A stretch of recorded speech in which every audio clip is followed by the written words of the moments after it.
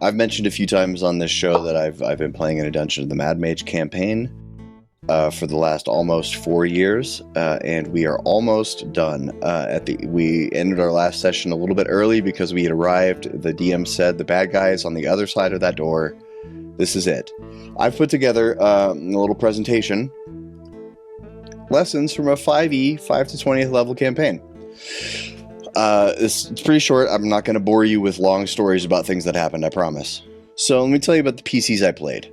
The first PC I played was a half-elf monk named Murphy that I played from levels 5 to 9. And early, overpowered, late, underpowered.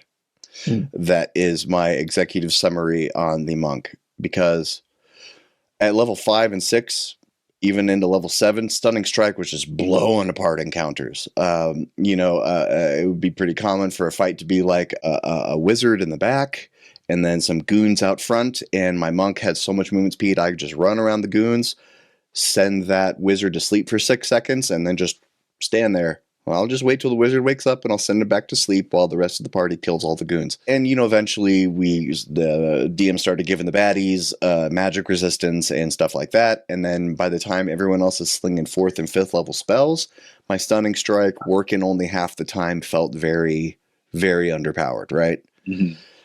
Because if Stunning Strike doesn't work, the monk's not doing enough damage, at least in the 2014 rules, which we were playing with. The monk doesn't do enough damage to make up if Stunning Strike doesn't go off. From levels 9 to 13 and 18 to 20, this is my Halfling Genie Warlock Pinch. If you're wondering why there's 2 pictures over there, I'll explain that in a minute. Pinch was who I would consider to be my main character, and what I learned from playing the Halfling Genie Warlock, you know how people are always like, why do I have 2 spell slots as a Warlock, blah, blah, blah. The key to loving Warlock is accepting that Eldritch Blast is your main tool, and that spell slots are for mobility and utility, not for damage. Mm-hmm. My favorite thing to do around like level 9, 10, 11, 12 would be as I would cast Far Step, which lets you teleport 60 feet as a bonus action. And then I'm just zipping all around, pew-pewing, Eldritch Blasting. Very fun. If you're trying to use your spell slots for Ray of Enfeeblement and Fireball and stuff, it's not going to work. It's just going to be frustrated. And also, the Genie Warlock has a Genie Vessel, which you can go into, which was an amazing problem solver. Time and time again, we used this to, everyone would go into my Genie ring. He was a gangster, so he was a pinky ring. We'd go into his pinky ring, and then we'd have a familiar transport us, or we could hide somewhere. Very great. If you're wondering why there's 2 pictures over there, the top left one is the original Pinch Prime, and then at some point in the campaign, I got a Staff of the Magi, and I started wearing red robes and a fake beard, and I insisted everyone call me Pinch Dolph for about a dozen sessions. And I even tried to infiltrate a mage's college, but I got caught, and I had to escape. I was trying to pretend to be a wizard, but they found me out. Okay, so next. I've also had a Warlock character at my table. I wasn't playing them, but in a long-running campaign, the bard didn't know the difference between Warlock and Wizard, and it kind of stuck. Mm-hmm. So I've also seen a lot of Warlocks being like, yeah, I'm a Wizard, whatever. Well, and I can second that point, because I've got a player who mains Warlock. 2 out of 3 of his characters are Warlocks. We've been playing for years. And yeah, that's exactly how he plays his Warlock. Eldritch Blast and Hex are kind of his key damage dealers, and then everything else, like you said, mobility, utility. And he always tries to pick the weirdest utility spells he can and try to get creative with them, and he just loves doing it. It always leads to a cool moment at the table. Next, I played a Harengon Echo Knight fighter, just briefly. This was just for just a small number of sessions, named Trip. So you could pull a rabbit out of the hat? Is that... Well, there were bunny jokes galore. So the Echo Knight, super duper fun in gridded combat, because the 2 token maneuvers open up all kinds of battle strats that are just very fun, because you can do things like switch position with your Echo, and attacks can come from either place. You can do really interesting stuff. And in fact, we almost TPK'd because your Echo is immune to all conditions, and that was the only reason our entire party wasn't grappled and dropped into a volcano. Because Echoes are immune to being grappled, so he couldn't be grappled. So then I traded places with him, and then I was outside the problem and was able to. And also, Harengon, A+ species for silly roleplay. So many bunny jokes. But Trip was just a brief. I just wanted to see what it'd be like to try an Echo Knight. Very fun. Very fun. Highly recommend. Then I played Who and Dog, an Owlin Drake Warden Ranger Rogue multiclass, mostly Ranger, just a couple levels of Rogue. Dog is by Drake Warden, and then Who was the Owlin. Again, 2 tokens. Awesome. The tanky large Drake would be my melee person, go in, and then the little Ranger is just hiding in the shadows, shooting arrows, with sharpshooter and sneak attack, doing a lot of damage. At level 16, I was doing 70, 80 damage per round just with arrows. Pretty good for a half caster. And the table initially said that the who puns were going to get stale, but they were wrong. It killed every time. Every time.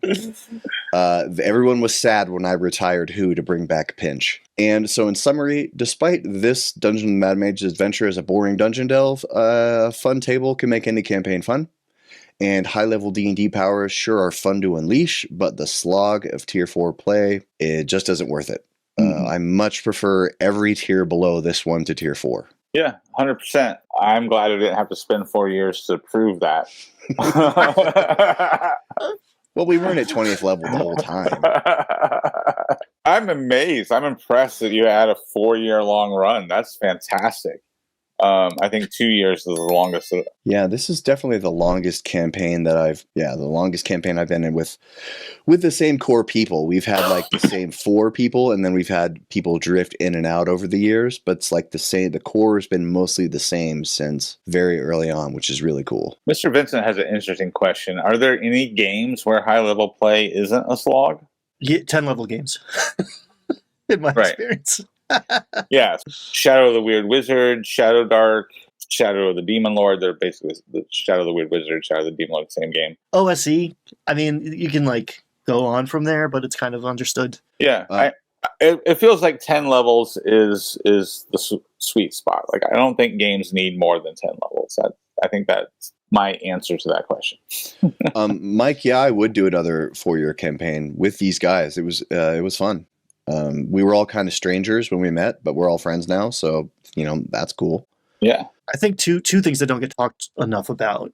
One, the camaraderie that comes from having these there's part of your brain that doesn't know that this intense experience you're having with these people is fantastical, right? Mm-hmm. And it's the same, the reason your brainstem shuts off when you're dreaming is because the rest of your brain is just like, nope, this is real.